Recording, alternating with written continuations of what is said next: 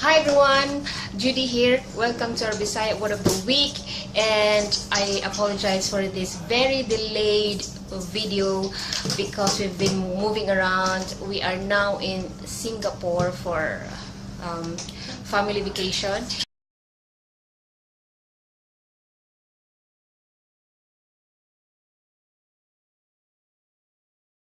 So our lesson for today is where have you been?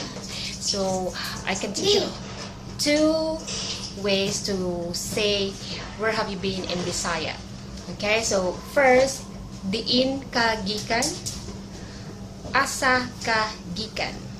Okay, diin means where, ka means you, gikan came from.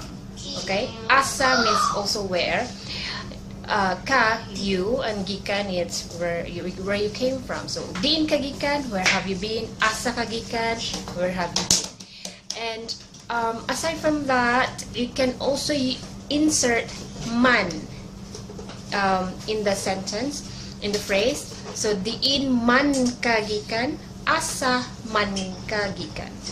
So these four are all acceptable. Depends on how you use it.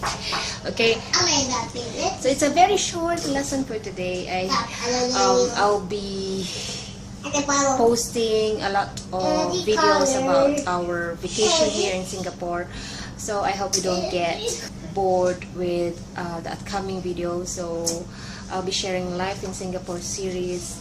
And yeah, that's all for today, and thank you so much for watching. See you again next Wednesday. I cannot promise any time, so no exact time, because I'm a bit busy with these 3 kiddos over here. So till then, see you again. Bye bye.